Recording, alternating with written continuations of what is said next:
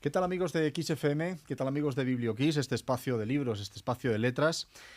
Vamos a hablar hoy de viajes, vamos a hablar de esos lugares que nos cambian si sabemos hacer que nos cambien. Y para eso vamos a hablar con alguien que sabe mucho de las dos cosas, sabe mucho de viajar y sabe mucho de escribir, sabe mucho de transportarnos con sus letras a sitios, aunque estemos en una habitación sentados tranquilamente leyendo alguna de sus novelas, alguno de sus relatos, alguno de sus ensayos.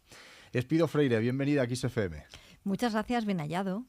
Bueno, digo que vamos a hablar de viajes, ¿no? De cómo, si sabemos hacerlo, ir a conocer otras culturas, ir a conocer otros lugares puede llegar a cambiarnos, ¿no?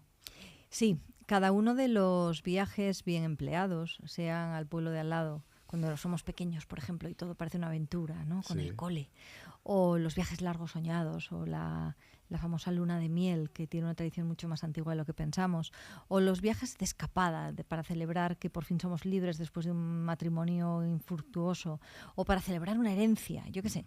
Cada uno de los viajes que llevamos que llevamos a cabo con conciencia y con el sentido de estar realizando un viaje, nos transforma. Otra cosa son otro tipo de trayectos que ahora a veces también llamamos viajar, ¿no? Nos movemos constantemente, somos una civilización curiosa, pero también una civilización que muchas veces se queda en lo superficial y que considera que un traslado es únicamente un mero cambio de escenario. Bueno, y centrándonos en el libro que vienes a presentarnos, sobre el que vienes a contarnos el detalle, ¿no? Guía de lugares que ya no existen. ¿Cómo fue la creación de este libro? Que además se llevó el premio Eurostars Hotels de Narrativa de Viajes en 2025. ¿Cómo fue esta construcción del libro, ¿no? Porque hablas mucho de esto, también hablas mucho de cómo efectivamente visitamos lugares una y otra vez y cada vez que vamos es distinto. O sea, ¿cómo es la construcción de este ensayo sobre viajes, sobre estos viajes sobre todo que nos cambian, ¿no? Vamos a quedarnos con esos. A ver si vamos a quedarnos con los buenos, Vamos a quedarnos con los buenos. Porque sobre todo quienes vivimos en ciudades grandes, los pequeños trayectos, esos viajes que nos matan y nos estresan, ya los tenemos más que dominados. A mí me gusta mucho el subgénero de libro de viajes. Y además, hace años también gané otro premio hablando precisamente del Camino de Santiago. Tengo varios vinculados con las vidas de escritores y de escritoras. Pero este libro tiene una característica, que es que hace unos años yo había leído ya otro de los libros ganadores, el de Eduardo Jordá, porque me había hospedado en uno de los hoteles Eurostars y estaba, como está este también, en la mesilla de noche. Bueno. Y me encantó. Eduardo, aparte de buen amigo, es un magnífico escritor y me quedé con la sensación de que algún día, si me llegaba el tiempo, si me acababa de encajar todo, me presentaría este premio. Y claro, no es lo mismo escribir un libro de viajes pensado para una publicación general que pensado para que alguien llegue a un hotel, abra el libro y se quede dormido. Claro. Entonces, mi idea era la de seleccionar 10 viajes diferentes o 10 estancias diferentes, de forma que cuando ya el sueño empieza a golpearte, cierres el libro y te duermas, pero te lleves el libro contigo en la maleta. Claro. Entonces, la idea era el encajar con los viajes que todos tenemos, con los lugares que ya no existen y que tenemos todos nosotros, tu casa de la infancia, el colegio que se te quedó pequeño cuando lo has vuelto a visitar, la casa de unos abuelos o de unos tíos que ya no están en este mundo y que por lo tanto se vendió, se enajenó, lo que ocurrió. Y a partir de ahí ir ya a otro tipo de lugares que ya no existen, lugares que han sido dominados por las guerras o arrasados por determinadas circunstancias meteorológicas o por tragedias, o sencillamente no existen porque están en tu imaginación lectora y nunca estaban pensados para que existieran. Y con esa combinación acabé por crear la guía de lugares que ya no existen, que es incompleta porque tienes tú que incorporar cuáles son tus lugares que has perdido, que ya no existen, y que también tiene que ver mucho con los sueños y con las expectativas que hemos generado todos en torno a los viajes. Entre esos destinos, ¿no? Que pues hablas de Álava, Damasco, Ghana, lugares que son casi como personajes de la guía, ¿no? Claro, ¿cómo hiciste esa selección? Dices que son 10. Claro, entiendo que no sería fácil dejar a los otros fuera, ¿no? Bueno, yo tengo una característica que me ha marcado de siempre. Una de ellas es que soy hija de gallegos. Por lo tanto, el destino de los veranos era ir a casa de los abuelos y de los tíos en Galicia. Yo nací en Bilbao y he desarrollado en Bilbao gran parte de mis estudios, la carrera, el conservatorio, pero vivía a 20 kilómetros en Llodio y Llodio Claro, pertenecía a Álava. claro. Entonces estábamos siempre en esa intersección entre Álava, Vizcaya y por otro lado la tierra origen de mis padres, que era Galicia. Galicia. Y esos tres lugares tenían que estar, porque han sido los que a Claro. mí me han determinado. Claro, También exacto. Madrid, donde vivo, ¿no? Exacto. Pero bueno, había que escoger los que no existen y para mí Madrid está presente, está ahora Totalmente. mismo, es lo que me rodea, ¿no? Y después había algunos viajes que tenían que ver con el impacto emocional que me habían generado. Noruega, por supuesto, Ghana es otro de ellos, Damasco, cuya destrucción yo, la de Palmira, la de Damasco, viví con horror desde la seguridad de nuestras casas, y algunos otros que van apareciendo por ahí. Los fines del mundo me apasionan, quizás porque mi familia viene de cerca de uno, ¿no? De Finisterre. Claro. Y por lo tanto el camino al norte, pero también la Patagonia, que aquí prácticamente no la menciono, y también otros viajes que me marcaron tenían que quedar fuera quizás para un libro posterior. Claro, para una segunda edición, porque estamos hablando de un libro que efectivamente va a estar en la mesita de noche del hotel. Claro, es un libro de viajes que en el 99% de las ocasiones va a leer un viajero, alguien que está viajando, ¿no? Bueno, en parte sí, en parte no, porque debido a que es el 20º aniversario del premio, ha saltado también a una edición convencional y por lo tanto el libro que tú tienes, publicado por RBA, está en todas las librerías, en todas las plataformas, en los medios habituales. Vayan a comprar la librería de confianza, háganme el favor. Claro que Que sí. si no, luego las ciudades se convierten en espacios que ya no existen, ¿no? O que sí existen únicamente para el turista. Y por lo tanto va a tener esa doble variante. Por un lado, quien se lo encuentre en mitad del camino, y por otro lado quien lo vaya a buscar, los lectores habituales o los curiosos o a quien le pille. Claro. Pensando en estos del hotel, o la gente que lo va a leer en este sitio, claro, ¿cómo crees que lo recibirá? O sea, alguien que está en viaje, oye, un libro de viajes, ¿no? Claro, seguramente estos destinos incompletos o estos destinos que faltan en la guía, oye, puede ser ese viaje que está haciendo en ese momento esa persona, ¿no? Puede ser. Además es que es Eurostars tiene hoteles Bien en todo el grande. mundo. Entonces es muy probable que... Vamos a pensar que quien lo cogerá será posiblemente alguien que entienda español, bien porque sea su idioma nativo, bien porque lo hable. Eso ya nos marca. Y luego también la propia distribución del libro pues se hará sobre todo en hoteles en la península, ¿no? Entonces eso ya nos marca hasta cierto punto. Pero tenemos millones de turistas al año en nuestro país, por lo tanto no sabemos quién está durmiendo esa noche, ni a dónde va, ni de dónde viene, ni dónde ha estado. Y sobre todo, dónde sueña con estar. Porque esos son los viajes que a mí más me interesan, ¿no? Los viajes potenciales.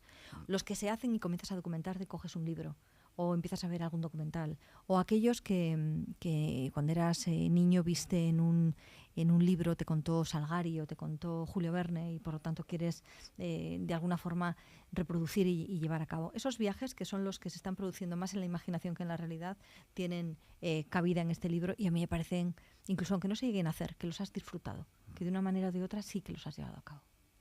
Bueno, lo que sí está claro es que el libro ya tiene un sello de calidad que es indiscutible, ¿no? Ya tiene un premio, además la 20ª edición de este premio Eurostars Hotels de Narrativa de Viajes. Hablemos de los premios, porque tienes unos cuantos. Alguno hay. Incluido Sí. el Planeta. Sí. ¿Cómo es esto de los premios en literatura? ¿Cómo viviste aquel año 99, aquel premio Planeta, recordadísimo, yo creo que por todos? Sí, para mucha gente se quedó en la memoria. Sí. Para mí, desde luego, claro. Desde luego para ti, pero para mucha gente, ¿no? ¿Cómo fue aquello y cómo han sido los demás, que son unos cuantos también? Ajá. Bueno, no era el primer premio que ganaba el Planeta, ¿eh? Yo había empezado a presentarme a premios locales, a premios pequeñitos, para ver hasta qué punto aquello que a mí me volvía loca, que era escribir y leer también, ¿no? Pero por leer no te suelen dar premios. ¿Hasta qué punto era mejor que otros?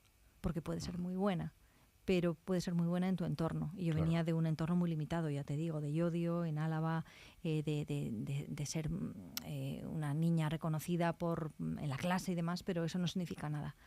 Y justo el año anterior me habían dado el premio Milpash a mi primera novela, Irlanda, que es un premio que conceden los libreros franceses. Ya se había traducido la primera novela y había gustado mucho. La novela Revelación había sido. Ajá. Entonces, cuando eres tan joven, yo empecé con 23 años a publicar, das por hecho muchas cosas que ya de mayor te das cuenta de que tienen mucho que ver con la suerte, que tienen mucho que ver con una oportunidad que no se vuelve a dar, ¿no? Entonces los primeros premios que yo gané los viví con una naturalidad que ahora mismo me asombra un poco. Y también que, bueno, pues que me sirvió para mantener la cabeza en su sitio, porque si te vuelves muy loca o si tienes la sensación de que te los mereces o de que a partir de ese momento tu vida va a ser siempre así, se corren riesgos importantes de decepción. Claro. Pero bueno, era bastante sensata. Había tenido una carrera antes en el mundo de la música que me había sacudido mucho y me había permitido ya conocer mejor el mundo, más que a otra gente de mi edad. Y lo que tenía muy claro era que cada premio era una oportunidad, había que demostrar según qué cosas y había que aprovechar la visibilidad, había que aprovechar la oportunidad que te daban. Y el Planeta era una gran oportunidad. Total. A mí no me importaba tanto, y lo digo de corazón, y luego lo he ido demostrando también a lo largo de mi carrera, el importe económico, que era muy generoso entonces. Sí, sigue siéndolo. No, ahora sí que lo es. ahora es un millón de euros.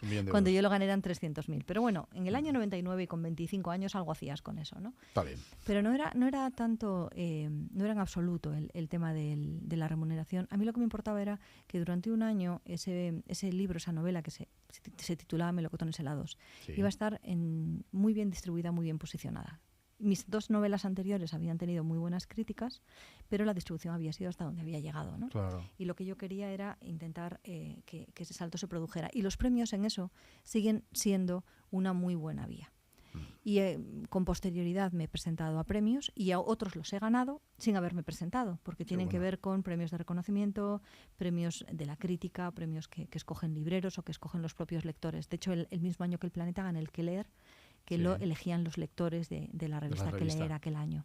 Entonces, cada premio sigue siendo una sorpresa. Me presento a muchos que no gano, ¿eh? Bueno, claro. Lo que pasa es que la mayor parte de los autores no hablamos de aquellos en los que nos quedamos terceros, segundos, finalistas.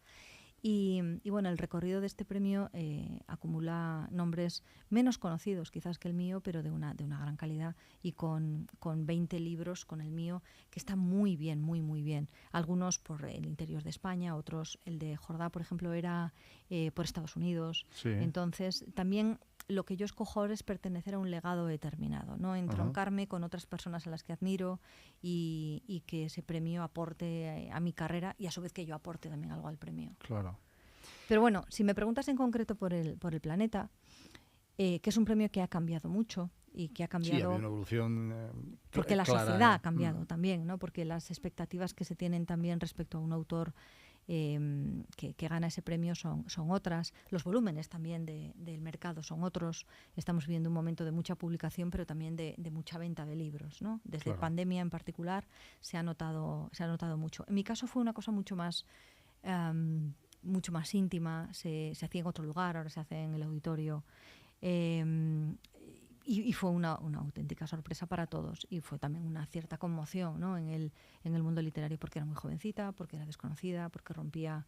El año anterior la había ganado Carmen Posadas y 2 años antes Juan Manuel de Prada.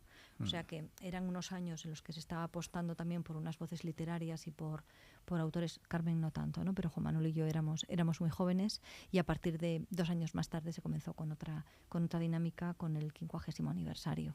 Yo lo viví como algo que todo era nuevo, como una forma de ver también el sector desde dentro, porque toda la maquinaria que se pone en cuanto a promoción... Eso, ¿no? La promoción es, sí. Hemos tenido aquí a varios Planeta en promoción y bueno, hablando con ellos de sus agendas de ese día o de esa semana... Bueno, de ese año, de ese año, efectivamente, son estrellas del rock, absolutamente. O sea, hay compromisos por un tubo, ¿no? Sí, yo hice primero España con mi finalista, con Natividad del Preciado, adorable, no pude tener mejor compañía. Sí. Y después, en marzo, me fui sola a Latinoamérica. Entonces, durante todo el mes estuve en México, Colombia, Venezuela, qué cosas, ¿eh? Entonces eran otros tiempos. En Argentina, después volví para Chile, después volví para Perú, ya con otros compromisos. Me tradujeron muy rápidamente a varios idiomas, entonces también hice Turquía, por ejemplo, que fue el primer idioma al que se tradujo. Y permitía, había mucha reserva también y recelos por alguien desconocido que ganaba un premio así. Entonces también hubo... o me pidieron muchas explicaciones. Ajá. Y mirando ahora atrás, yo creo que salí bastante bien parada en todos los sentidos. Aquí estamos, o sea, aquí estamos. Está claro. Tuve además críticas muy positivas La novela se sigue vendiendo, la novela se sigue publicando en edición de bolsillo, ha aguantado más de 25 años y conseguí exactamente lo que quería, que era colocarme en un lugar determinado, que las editoriales apostaran por otros géneros, ensayo, poesía, publiqué Poesía, aquel año sí. el único libro de poesía en solitario que he publicado. Y también novela infantil y juvenil con la que he continuado. De hecho, el año pasado gané también el premio Naya, Sí. que me ha permitido, bueno, me da muchas alegrías, me ha permitido dirigirme y conectar mucho con el público a partir de 10, 12 años. Bueno, Entonces, abrió, justo lo que yo buscaba era lo que me dio. Abrir la mirada, ser más conocida y, bueno, también aumentó obviamente el nivel de tensión en todos los sentidos, ¿no? Claro. Pero mi balance es muy, muy positivo. Y el único arrepentimiento que tengo es que fui muy seria, muy recta, muy responsable, me lo tomé muy a pecho, ¿no? Quería cumplir con todo el mundo. ¿No? Claro. Y claro, a veces me preguntan, bueno, pero las juergas que te correría, y pues, las juergas, Natibel y yo, que éramos más disciplinadas que ni sé, pero empezaría al año siguiente, al año siguiente me fui a Noruega porque conseguí una beca internacional y me fui allí a crear en las universidades un sistema de elaboración literaria, ¿no? Que continúa ahora aplicando. O sea, yo luego miré atrás y me di cuenta de que había sido como cuando te dan una beca frente a la que tienes que responder con seriedad, ¿no? Pues me lo tomé un poco. Yo acabo de salir de la universidad, realmente me lo tomé un poco así. Sí, exacto, una extensión de aquello, ¿no? Y habría que seguir esforzándose. Y había mucho recelo, ¿eh? O sea, algunos de los comentarios... Los comentarios llegaban y también harían su efecto, algunos ¿no? Es que los comentarios entonces llegaban en la prensa nacional. Claro, eran total. Titular o entradilla del País o entradilla de ABC. No estamos hablando que también ahora son incansables y te llegan 24 horas al día a través de redes sociales. Pero bueno, era llegar a un kiosco y encontrarte eso, ¿no? Entonces, los primeros recelos que se dieron, sobre todo la semana siguiente de ganar el premio, muchos desaparecieron con la novela. Y luego también viendo un poco la actitud que yo tenía, que era filóloga, que me estaba que me llevaba formando desde la adolescencia para esto. Entonces, bueno, rompía también un poco con la línea de muchos autores jóvenes que en aquel momento tiraban más de carisma, tiraban más de ejercicio narrativo y menos de erudición. Ahí Juan Manuel y yo, que seguimos siendo amigos y nos hicimos amigos entonces, éramos quizás la excepción. Luego entró Marta Sanz, que es algo mayor, pero también seguía un poco esa línea, y éramos como los serios, ¿no? Frente a... Y es verdad que lo éramos. Sí, con Juan Manuel hablamos hace no mucho, en este mismo espacio, que han republicado Mi hallar a la muerte hace unos meses, y estuvimos hablando con él también. Pues Juan Manuel, por ejemplo, es un muy buen ejemplo. Mucha gente se olvida que ganó el Planeta y lo ganó en el año 97, y también para él fue una consolidación definitiva. Él es un autor de una solidez enorme, de una erudición envidiable y como yo, o sea, somos realmente lo nuestro no es tanto una vocación como un sacerdocio, es a lo que nos hemos dedicado toda la vida. Totalmente. Hablando de libros, hablando de géneros, hemos pasado en este último comentario tuyo por todos los palos más o menos que has tocado, ¿no? La docencia, en fin, la creación literaria desde la forma de la didáctica, la poesía, la narrativa juvenil, infantil, la novela, el ensayo. Claro, ¿cómo es esto de...? Porque, bueno, al fin y al cabo es escribir, ¿vale? Sí. Pero, claro, ¿cómo es escribir una novela frente a un libro de poemas o un libro de poemas frente a un ensayo? Este libro, esta guía de viaje fantástica, frente a la novela que ganó el Planeta. ¿Cómo cambia Espido, Freire, a la hora de escribir? Bueno, sin embargo, no hay... Y en los géneros que has mencionado tampoco hay... Bueno, con poesía sí, pero no hay tanta diferencia. Pero luego... Por ejemplo, las colaboraciones en prensa. Ahí exacto. sí que te mueves con unos parámetros totalmente diferentes. O yo he escrito teatro y he escrito para ficción sonora pensada directamente para este medio, ¿no? En el que colaboro además desde antes de empezar a escribir. Yo ya estaba en radio, estaba en las radios locales allí. Es un medio que me encanta siempre, la radio. Esa voz que te está susurrando y que ni te olvida ni te abandona. Ahí sí que el salto es diferente, porque no tienes un lector, sino que tienes un oyente o tienes un espectador. Claro. O incluso el lector de prensa está buscando otra cosa, está buscando relacionarse con tu columna o con tu artículo de opinión o lo que sea, ¿no? La tercera página. Se está relacionando de una manera completamente diferente contigo. Entre libro y libro, todo tiene que ver con qué forma adopta la idea, qué intención tienes con esa idea. Si es una idea que tiene que desarrollarse a través de una historia y esa historia sospechas que va a ser compleja, estamos ya pensando en una novela. Si en cambio es una especie de fogonazo, una idea repentina, ahí es un microcuento o un relato. Si en cambio puede justificarse, puede sostenerse a través de tesis, de contraargumentaciones, ya es un ensayo. Pero las obsesiones son muy parecidas en todos los libros que yo he escrito. La poesía es una excepción porque he escrito relativamente poca poesía. Bueno, he publicado, he escrito mucha, pero es que es muy mala. Entonces, la cosa está en que... Habría que leerla. Bueno, yo cuando encuentre algo que me guste ya... Pero tiene mucho que ver con un instante, con una mirada completamente diferente a la del narrador. Todo lo otro, cuando me muevo en narrativa, estoy cómoda. Claro. Y tiene que ver... te saca un poco de la zona, ¿no?, de confort, esto que suelen decir ahora, ¿no? La poesía te saca... Yo vivo fuera. Yo a la zona de confort ni entro ya. Porque algo que a mí me viene muy bien, que a otra gente le desconcierta, es saltar de género en género. Mira, hay autores que son muy disciplinados, muy constantes, que agarran una historia y esa historia la están acariciando durante años. Yo no soy así. Yo me aburro enseguida, me distraigo, salto de un tema a otro, me pongo a mirar las redes sociales, entonces recuerdo que no he subido no sé qué, que tengo que hacer una foto, entonces me pongo a hacer un bodegón con el libro para hacer la foto. De pronto descubro que, oye, hoy es el aniversario de no sé quién, entonces para, yo que sé, notas a pie de página, el programa de música y literatura, tengo que buscar no sé cuál. Es decir, esa es mi forma de trabajar.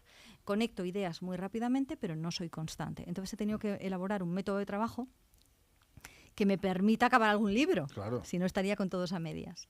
Y una de las formas más eficaces es la de saltar de un tema a otro, la de trabajar hasta que llego al punto del aburrimiento en un libro y mientras tanto estoy trabajando en otro y por lo tanto alterno. Vale. Y algo así también intento enseñarle, yo en docencia doy posgrado, máster, y lo que les intento enseñar a esos alumnos que son adultos y que son futuros escritores es precisamente a gobernarse, ¿no?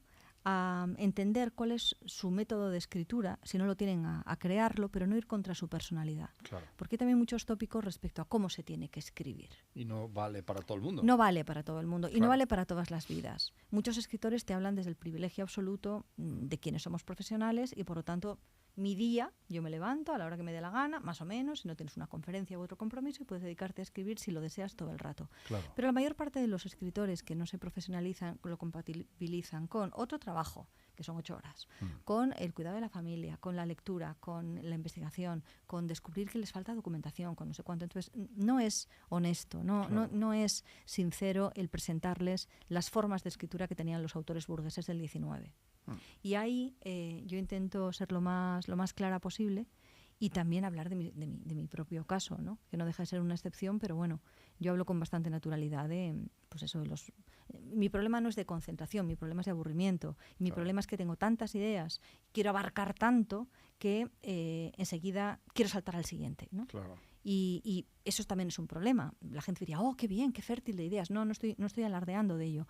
Tienes que centrarte. Una novela no se compone con 27 ideas, sino con muchas horas de trabajo y muchas horas también sobre todo si es histórica o si es una novela río y demás, muchas horas de descubrir cuál es tu voz, de diferenciarla de la novela anterior, de estar al tanto también de qué están haciendo tus colegas contemporáneos, de forma que puedas leer lo que están haciendo en Francia, interesantísimo, por cierto, ¿no? Casi todo en torno a la autoficción, y qué están haciendo los viajeros ingleses, que son los reyes del documental de viaje, cómo puedes traducir eso, por ejemplo, a un público como es el español. Y yo todo en eso, oriental, ¿no? Ahora también hay como una explosión de novelas, sobre todo negra, policíaca, thriller, orientales, ¿no? Sí, y bueno, y mucha romántica y romantasy, ¿no? Que suele estar destinado a un nicho más joven que nosotros, pese a nuestra insultante juventud. Absolutamente. Pero que también es interesante tener en cuenta. Entonces, para mí el dedicarme a la literatura, el ser escritora, no solamente implica sentarme y escribir, implica pensar, planificar, implica divulgar. Hago mucha labor de divulgación literaria, de los clásicos y de los no tan clásicos. Implica también un diálogo con la sociedad a través de la prensa, pero también a través de las conferencias, de los cursos que ofrecemos. Y estoy feliz yo creo que con mi vida, porque la he logrado organizar así. Pues si estuviera... Bueno, me enfado todas las semanas y soy autónoma, ¿sabes? Entonces, no vamos a endulzarlo. Pero sí que tengo la virtud de cuando algo está agotado, no me da miedo comenzar con otra cosa.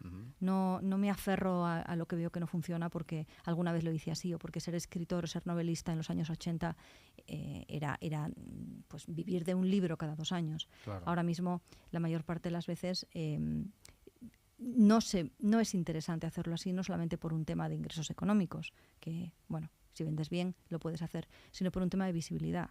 Claro. Por un tema de que te reconozcan, por un tema de que en medio del aluvión de títulos, tu nombre, tu libro continúa teniendo presencia. Y eso a veces lleva a comportamientos también que no entendemos siempre o que nos producen atracción, diversión, rechazo por parte también de escritores. Está cambiando todo. Está cambiando incluso el medio por el cual leemos. Totalmente. Estamos ahora mismo consumiendo a través de una pequeña pantalla historias de manera constante, y eso yo creo que es interesante, bueno, por no hablar de la inteligencia artificial, ¿no?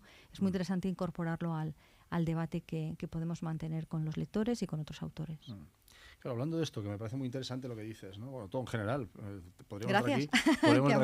Podemos dar aquí toda la tarde.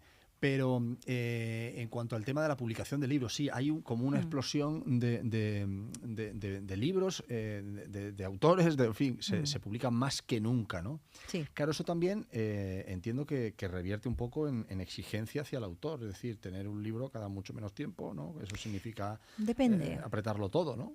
Depende, porque como más rápido todo, es que publicar un libro es, entre comillas, y que por favor no me malinterpreten quienes están peleando por publicar un libro y no lo consiguen, es casi la parte fácil. Claro. Es decir, hay otras 2 partes de las que casi nunca se habla y que son muy complicadas. Una de ellas es la distribución de los libros. Sí. No sirve de nada el que tu libro esté en la calle si no está en las ciudades o en las librerías o en otros lugares. Y otra de ellas es la visibilidad. Es decir, que la gente se entere de que ese libro ha aparecido. Entonces, antes eso corría a cargo principalmente de las editoriales, lo sigue haciendo en algunos casos, pero cada vez se delega más y más de esa tarea al propio autor, porque tenemos las redes sociales. Claro. Entonces, eso implica que muchos autores se plantean si a disgusto o sin entender del todo el medio, tienen que abrirse redes sociales. No es imprescindible, pero ayuda. Claro. Implica también muchas veces el hecho de presentaciones o de encuentros con el público, pero no siempre se te da la oportunidad. Las propias librerías están sobrecargadas de personas que se ofrecen a presentar sus libros. Implica también llegar a un lector que está sobresaturado de estímulos y que muchas veces no tiene tiempo a leer todo, que compra pero no lee, ¿no? Con lo cual también se producen fenómenos muy, muy peculiares de libros de los que todo el mundo está hablando, pero que poca gente ha leído, un poco como los estrenos. Y luego también se ha producido otro fenómeno que es nuevo en su intensidad, que es la de la autopublicación. Nos encontramos con muchos autores que van por una vía alternativa, o bien por las grandes plataformas, o bien por la colaboración con otra editorial, y que se encuentran, para su sorpresa, que después del trabajo realizado y de todo lo demás, no tienen ni la visibilidad ni la distribución. Claro. Entonces esos libros, aunque se incorporan al número de los publicados al año, muchas veces tienen muy, muy poco recorrido.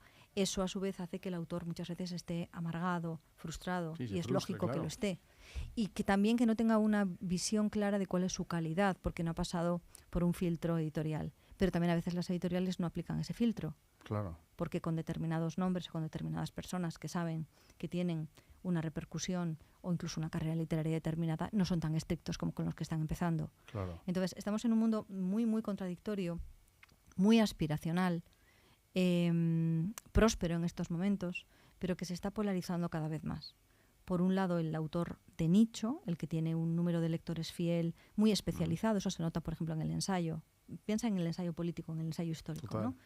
Y por otro lado, grandes lanzamientos de literatura para mayorías, a veces una literatura muy comercial, lo llamamos literatura, pero realmente es entretenimiento, ¿no? Sí. Que genera pues críticas furibundas en los suplementos porque se considera que estamos viviendo el final de una era. Bueno, seguimos teniendo literatura, lo que pasa es que lo que se vende de una forma masiva, exactamente igual que lo que se consume en cualquier otra disciplina de forma masiva, no suele coincidir siempre con la mejor calidad. A veces sí.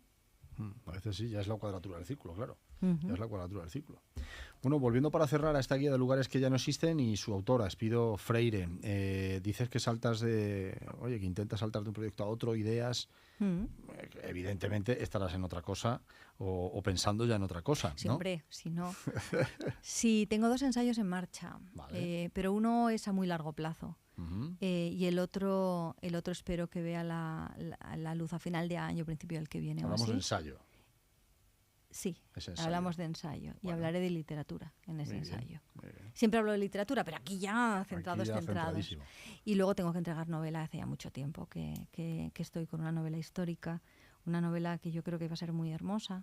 Pero ¿qué voy a decir yo, no? Bueno, pero en este caso creo que yo no suelo escribir novelas bonitas, sí, incómodas, sí, a veces desgarradoras y tal, pero esta me da la impresión de que me está quedando así como chula. Y nada, y luego hay siempre 100.000 proyectos a medias, ¿no? Estoy durante todo este año con cursos de verano, pero también con... ahora el mes que viene estaré en Tenerife Noir haciendo un taller que se llama Anatomía de un asesinato. Qué bueno. Y que será una forma diferente de acercarnos a la literatura negra, ¿no? a la literatura noir, policíaca y mucha etcétera. y muy buena también, ¿verdad? Últimamente. Es muy interesante. Mucha y muy buena, sí. Y es muy interesante además el que el público, que cada vez también estamos más formados, que cada vez hemos visto... Nosotros ya sabemos resolver crímenes solitos, ¿no? Sí, sí. El tener otro tipo de iniciativas por fuera. Y bueno, hay un montón de cosas. El año pasado estuve dedicado a Jane Austen, pero este año hay que dedicarle una atención especial a Mary Shelley, que está de aniversario. Y bueno, y a Emily Bronte, que vuelve a estar de actualidad con el estreno de Cumbres Borrascosas. Y las dos son autoras en las que yo soy especialista. Bueno, cositas. Qué bueno.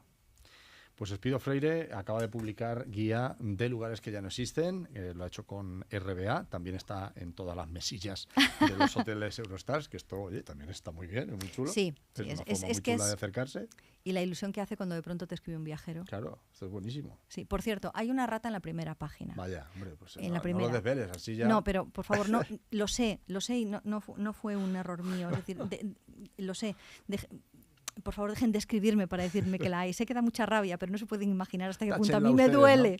¿No? Es decir, desde aquí hago un llamamiento a todos. Porque sí que es verdad que prácticamente todos los emails que estoy recibiendo es: me ha encantado el libro, pero. Y es como, sí. ¿Cómo que pero? ¿Cómo que pero? Tengan ustedes piedad. ¿Cómo somos, no? No, bueno. Yo haría lo mismo, ¿eh?